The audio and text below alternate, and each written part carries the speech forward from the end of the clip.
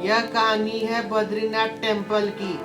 एक ऐसा प्रतिभा धाम को हिमालय की गोद में बसा हुआ है। उत्तराखंड के चमोली डिस्ट्रिक्ट में अलकनंदा नदी के किनारे स्थित बद्रीनाथ धाम चार धाम यात्रा का एक अद्भुत ही महत्वपूर्ण हिस्सा है।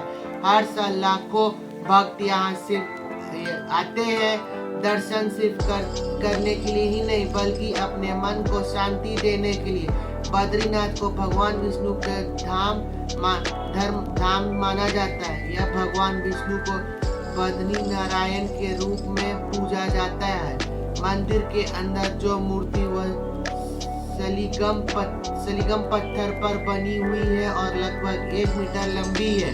कहते हैं कि यह मूर्ति स्वयं प्रकट हुई। मंदिर के रंग बिरंगा मुख्य द्वार और उसका पीछे हर से दिखाई पड़ेगा एक अलग ही दिव्य दृश्य पैदा करते हैं। इस जगह का नाम बद्रीनाथ कैसे पड़ा, इसके पीछे का एक सुंदर कहानी। कहते हैं कि भगवान विष्णु यहाँ कठोर तपस्या करते थे। तब माता लक्ष्मी ने उन्हें ठंड से बचाने के लिए बद्री का पेड़ बेरीज के रूप में लाया और उन्हें ऊपर चढ़ाया, बनकर खड़ी हो गई। तब से यह जगह बद्रीनाथ के नाम से प्रसिद्ध हो गया। बद्री के नाथ यानी बद्री के स्वामी।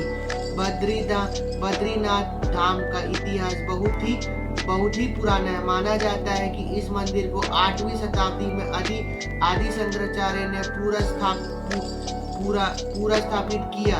उन्होंने इस स्थान को फिर से धार्मिक रूप दिया और चार धाम यात्रा को शुरू किया।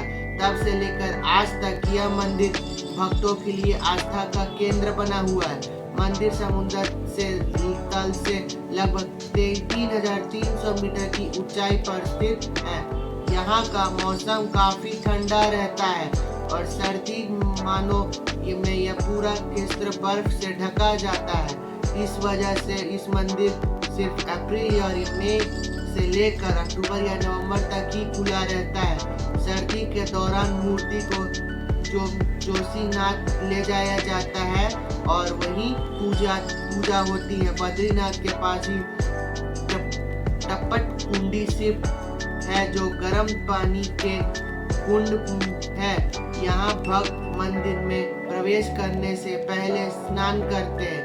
कहते हैं कि इस कुंड की पानी प्रतिभा और शहर और मन दोनों को शुद्ध कर देता है। इसका अलावा यहाँ नरद कुंड और ब्रह्मा कपल जैसा प्रतिभा स्थल भी है, जहाँ लोग अपने पूर्व जन्म का पिंड दान करते हैं। बद्रीनाथ सिर्फ एक मंदिर ही नहीं बल्कि एक अनुभव है।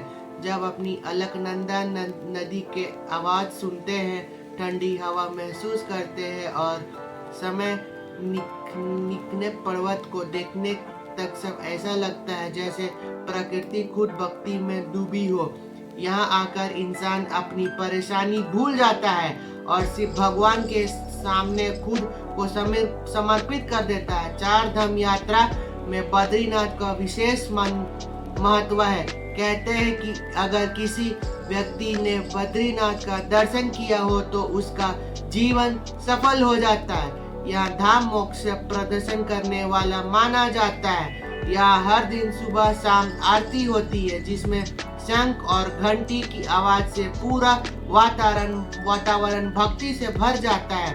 बद्रीनाथ के आसपास का क्षेत्र भी कहियों से भरा होता है। यहाँ से थोड़ी दूर माँ गांव है, जिसे भारत की आरती गांव के कहा जाता है। माना जाता है कि यह कोई स्थल है नहीं बल्कि वेद व्यास के महाभारत लिखी थी। यहाँ व्यास गुफा और गणेश गुफा जैसे पवित्र स्थल है जो इस जगह को और भी प्रतिभा बना देते हैं। आज का युग में भी जब जिंदगी भाग दौड़ से भरी हुई है, बद्रीनाथ धाम एक ऐसी ही जगह है जहाँ जाकर मन को शांति मिलता है। यहाँ की यात्रा आसान नहीं होती। पढ़ाई रास्ते हवा और लंबी दूरी, लेकिन शायद इसी कठमनी में ही इसका हिस्सा कई असली महत्व छुपा है।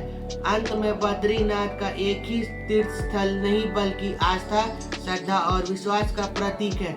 यहाँ आकर हर भक्त को लगता है कि वह भगवान और करीब आ गया। हिमालय की ऊंचाइयों में बसा यह मंदिर हमें यह याद दिलाता है कि जब मन सच्चा हो तो भगवान हमेशा पास होते हैं। यह थी कहानी बद्रीनाथ धाम की, एक ऐसे प्रतिभा भूमि की जो सर्दियों से भक्ति को अपने ओर बुलावा रही हो और अगर आप भी कभी भी बुलाते रहेगी। बद्रीनाथ को भगवान विष्णु को समर्पित किया गया है।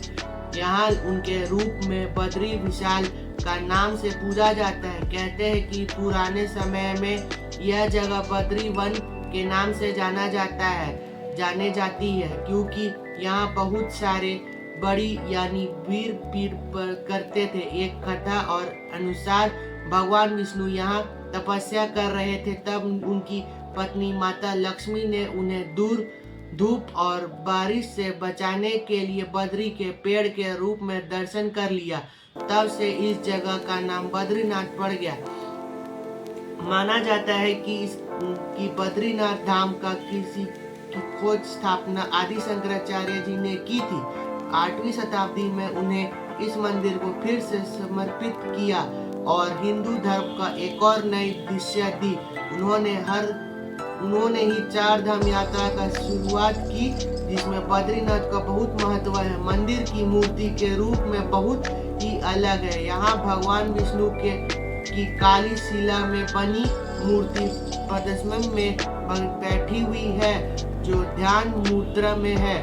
उनसे साथ माता लक्ष्मी, नारद जी, कुबेरा और ग्वाड़ जी भी समर्पित है। यह मूर्ति लगभग 1 मीटर ऊंचाई है और माना जाता है कि यह स्वयंभू भी है। बद्रीनाथ के प्रतीक दृश्य अभी उतनी ही अद्भुत है जितना इसका धार्मिक महत्व। मंदिर के पीछे नीलकंठ पर्वत के है जो सूरज की पहली किरण पड़ते ही सोना जैसा चमकने लगता है। यहाँ का मौसम काफी ठंडा रहता है और सर्दी का मौसम में यह जगह से बर्फ ढक जाती है। इस वजह से इस मंदिर का कपाट सिर्फ अप्रैल से लेकर नवंबर तक ही खुले रहते हैं।